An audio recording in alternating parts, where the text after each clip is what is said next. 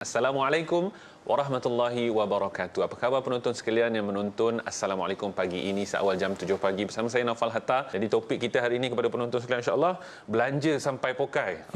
Hari ini ada perubahan kemodenan lagi, dah ada bayaran jenis pindahan wang dan juga mungkin scan QR code dan sebagainya. Ustaz, apakah sudut pandang Islam sebenarnya secara umum ataupun khususnya terhadap sistem atau wang sebegini, pindahan wang dan juga QR code, Ustaz? Sedang penonton dirahmati oleh Allah. Tajuk Ustaz sangat suka sebab tajuk ni belanja sampai pokai ni kadang-kadang betul juga. Kadang-kadang kita pun bukan orang perempuan je beli online ni, lelaki pun sama.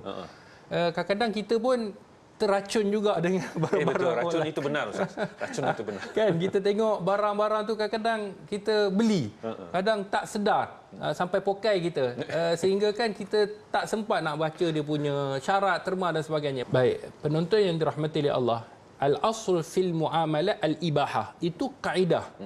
Kata ulama, illa ma warada asy-syar' bi tahrimihi, iaitu al-asl, asal di dalam semua muamalat ini dibenarkan. Okay. Dia berbeza dengan ibadat. Okay. Ibadat macam solat, al-asl fil ibadah tawaqquf. Asal pada ibadat ni kita kena berhenti dulu. Hatta ya'ti dalil, sehingga datangnya dalil. Contohnya kalau kita nak semayang subuh tadi, ni contoh 3 rakaat. Tunggu dulu, boleh ke 3 rakaat? Tengok, ada tak dalil yang katakan solat subuh ni 3? Ni contoh. Tiba-tiba tak ada, Nabi buat 2 je. Jadi jangan buat. Tapi dalam sistem muamalat dia berbeza dengan ibadat.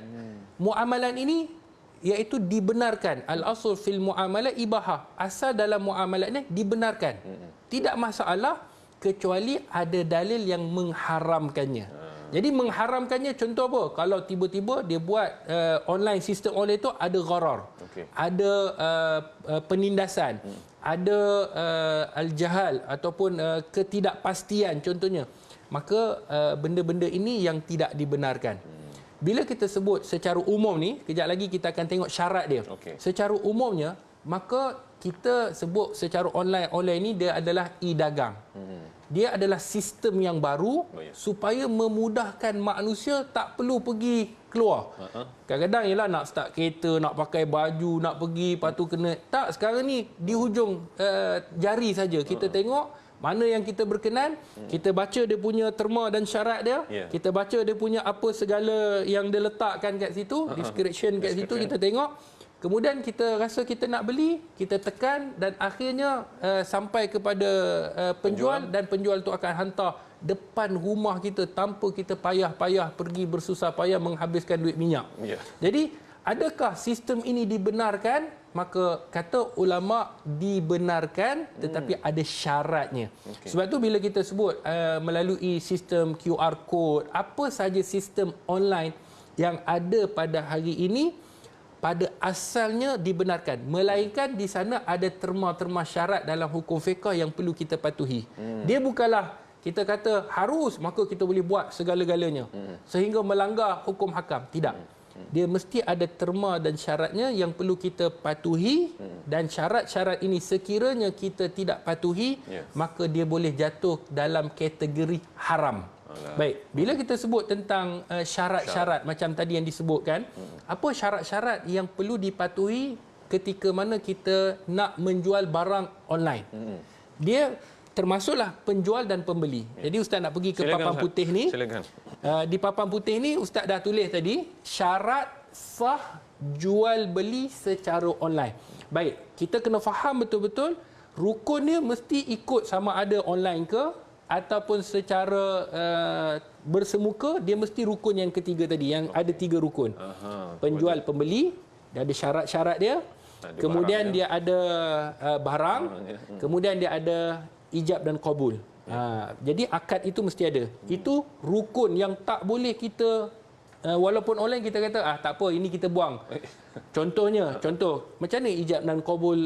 Kalau ijab dan qabul melalui mulut ni bolehlah kita tahu, senang kan? Saya beli, saya jual, mungkin. Tetapi kalau online ni macam mana kita nak bercakap dengan komputer? Pelik pula. Isteri kata abang ni dah tak lama dah ni, kan, bercakap dengan komputer. Jadi ada cara dia. Maka kata ulama, yang pertama dia mesti mengikut rukun jual beli. Ini nombor 1. Mengikut rukun jual beli tadi yang kita sebut ada 3. Kan ada 3 rukun tu tadi yang kita sebut: penjual, pembeli, kemudian barang dan kemudian ijab dan qabul akad. Okey, 3 tu mesti ada.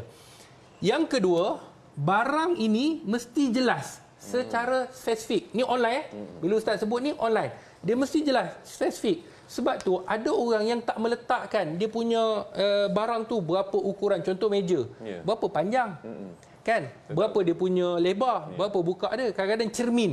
Macam ustaz dah pernah cerita, ada orang yang beli cermin, dia ingatkan dia ialah dia nak pergi ke ruang tamu ni sebab viral hari tu, dia nak beli cermin, nak letakkan ruang tamu, tiba-tiba sampai kecil je. Jadi dia kata, awak dah beli. Saya kata cermin ni pun cermin juga. Jadi bergaduhlah antara penjual dan pembeli. Tetapi dia mesti, kita tahu barang itu mesti jelas secara spesifik. Sekiranya kita yang tak baca, maknanya salah kita lah. Baik, yang ketiga, harga yang dimaklumi tanpa cas yang tersembunyi. Ini pun kadang-kadang ada orang yang niat cas dia tersembunyi. Kan kita tekan bayar, mula kita kata RM10, tiba-tiba jadi RM25 sebab ada cas-cas yang tertentu. Jadi sebab itulah cas ini mestilah dimaklumi. Dia tak boleh nanti dah sampai awak kena transfer lagi RM20 disebabkan ini. Kalau tidak saya akan buat report polis kerana apa. Dia tak boleh. Charge yang ni dia mesti dimaklumi berapa harga. Kalau sekiranya postage, berapa postage. Kemudian berapa kalau ada sekiranya ada charge servis dan sebagainya, mesti dimaklumi berapa. Sebab tu online ini dia mesti berhati-hati. Bukan senang je online jual dah habis. Tidak, dia mesti mengikut syarat-syarat ini ditetapkan oleh para alim ulama. Okey, yang keempat, barang yang keempat, wujudkan butang redha. Dia bukanlah redha situ seperti bersetuju. Dia mesti ada redha ni. Perkataan redha tu saya agree contohnya. Kira maknanya dia menerima, bersetuju dan sebagainya, apa sajalah. Butang maksudnya bila nak buat pembayaran, dia memang dia dah faham, dia bersetuju. Ini antara yang disebut sebagai akad lah tadi. Sebagai akad, dia bersetuju dan nanti di sana dia akan terima, accept je. Dia accept, terima. Kan kita kalau beli dekat mana-mana online, kita ni sampai dia kata okey akan hantar. Accepted dan sebagainya. Jadi dia ada butang redha di sini. Nampak? Jadi dia tak boleh tiba-tiba duit kita hilang. Kita baru tengok, baru baca dah hilang. Baru baca tiba dia dah, contohlah. Jadi dia tak boleh. Dia mesti wujudkan butang yang mana menunjukkan ada transaksi redha di sana. Penjual dan pembeli. Kemudian yang kelima, perlu ada bukti pembelian. Ni mesti ada bukti pembelian dan penyerahan. Maksudnya pembelian itu ada resit dan sebagainya, penyerahan pun ada.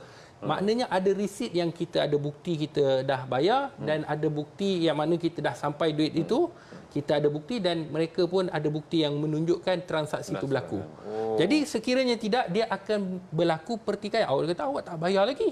Kita dah bayar, duit dah habis. Kita dah bayar dah, tiba-tiba dia kata tak sampai. Jadi inilah masalah-masalah yang perlu kita tangani supaya tidak ada pertikaian. Sebab tu muamalat ini dia adalah kita dengan manusia. Bila kita dengan manusia, kita tak boleh zalim ataupun menzalimi. Kita tak boleh menjadi seorang yang zalim ataupun kita tak boleh dizalimi pun tidak boleh. Jadi dia mesti ada bukti pembelian dan penyerahan. Dan yang terakhir, yang keenam, sebarang kerugian perlu bertanggungjawab. Contoh kerugian ini, sekiranya kita cancel.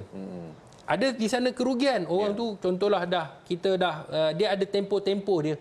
Sekiranya kita cancel dalam persetujuan tempoh tak apalah. Tetapi ada orang yang dia cancel, tiba-tiba dia cancel dan kita dah rugi dah. Kita dah order dah barang tu.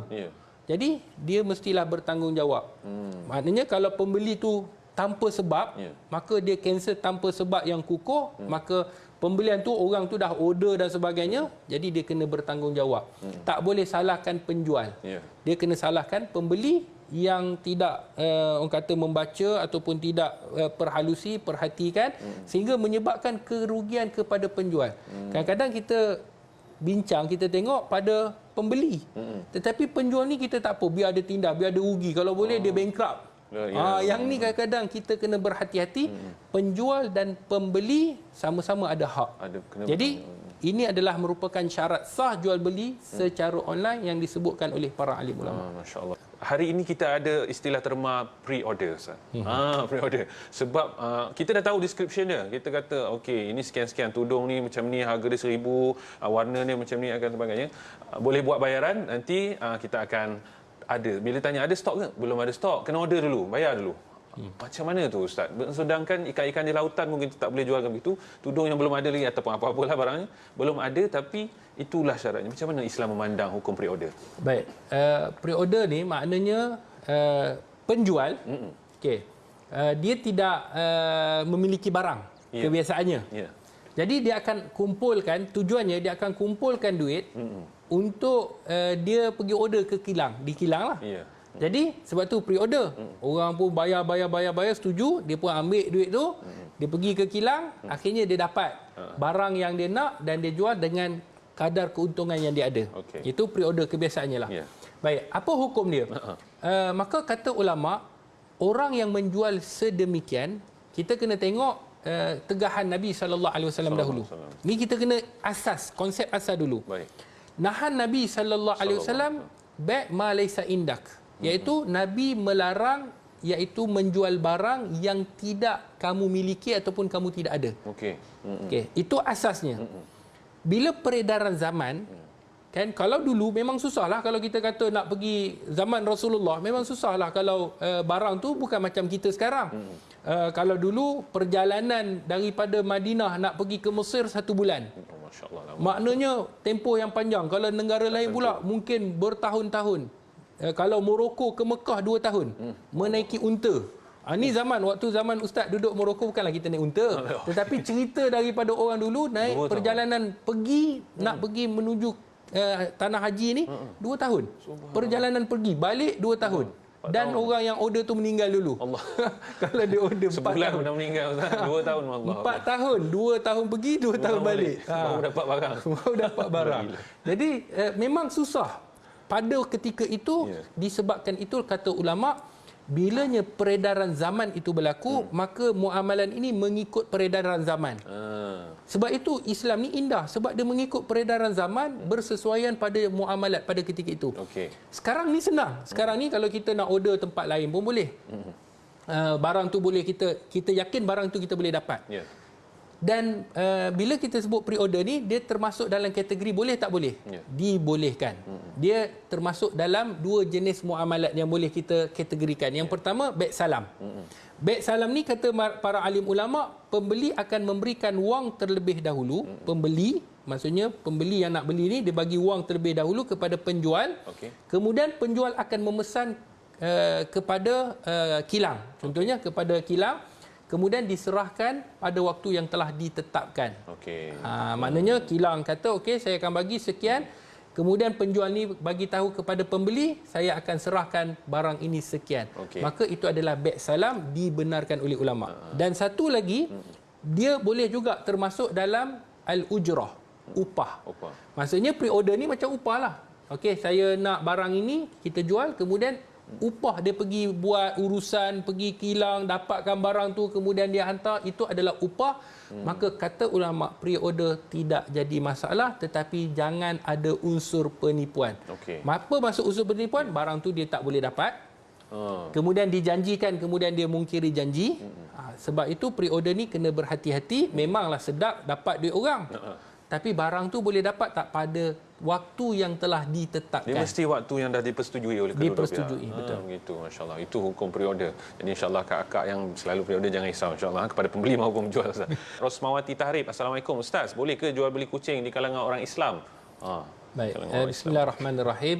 Jual kucing ni ada di dalam hadis yang dikeluarkan oleh Abu Daud. Nahan Nabi sallallahu alaihi wasallam bai'ul kalb wal sinur disebut. Nabi SAW melarang jual beli anjing dan kucing. Maka ulama mengatakan sekiranya jual beli itu tidak mendatangkan manfaat. Contohnya kucing ni apa manfaat dia? Bukan belai je. Kucing ni manfaat dia tangkap tikus, jaga rumah, macam itulah dia kata. Dalam mazhab Syafi'i, sekiranya untuk kita pergi menangkap tikus, untuk jaga rumah supaya haiwan-haiwan perosak ni tidak ada, maka dibenarkan. Hari ini manfaat dia orang nak peluk je, Ustaz, jadi terapi. Jadi kalau macam untuk terapi, ada orang kata untuk terapi dan sebagainya dibenarkanlah dalam mazhab Syafi'i sekiranya ada manfaat, tapi saja-saja maka termasuk dalam hadis tadi tidak dibenarkan. Sebab tu kita kena faham, ini perbahasan yang telah dibahaskan oleh ulama-ulama silam zaman dulu lagi tentang jual beli kucing. Jadi kalau sekiranya ada manfaat, mufti kita pun telah memfatwakan ada manfaat dibenarkan. Jadi tanya apa manfaat dia. Kalau tidak ada, saja-saja nak tunjuk kemewahan, maka haram hukum dia. Nampak kucing tepi jalan ambil jual RM5 tak boleh lah. Tak ada sebab. Masya-Allah. Allahu akbar wa yazubillah. Sama-sama kita ambil peringatan insya-Allah daripada rujukan kita. Sebenarnya kita sangkakan ini adalah atas dunia punya, sebenarnya ia sangat mempengaruhi nasib kita di akhirat sana, wa yazubillah. Baik, kepada penonton sekalian, insya-Allah kita nak saksikan satu hebahan berkenaan dengan Akademi Al-Bayan, kerana Akademi Al-Bayan membawa impian untuk melahirkan pendakwah muallaf bagi menyebarkan syiar Islam dengan menggunakan bahasa yang difahami oleh mereka sendiri dan bangsa mereka sendiri, insya-Allah, sekaligus meletakkan mereka ini adalah aset yang terpenting dalam umat Islam bagi melahirkan lebih ramai lagi dai-dai muallaf, insya-Allah. Kita saksikan dahulu bingkisan video ini sama-sama. Setiap insan mencari erti kehidupan, namun tidak semuanya terjawab tanpa sebuah pengorbanan.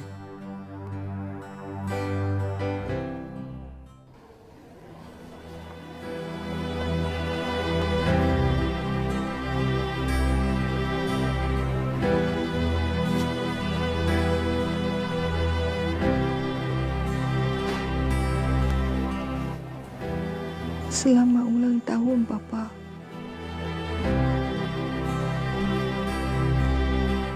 Allahu akbar, Allah. Papa. Aisyah ni. Papa. Selamat Idul Adha, Papa.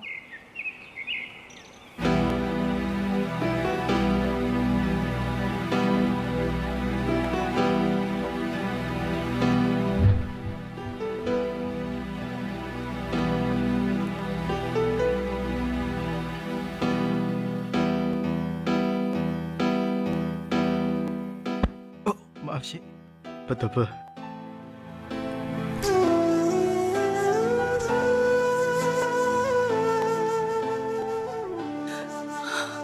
Ya Allah, kau bukakanlah hati bapakku untuk menerimaku dalam agamamu, Ya Allah. Pengorbanan demi manusia itu mulia. Pengorbanan demi Yang Maha Esa itu abadi. Marilah kita santuni mu'alaf dan menyumbang ke tabung Akademi Al-Bayan.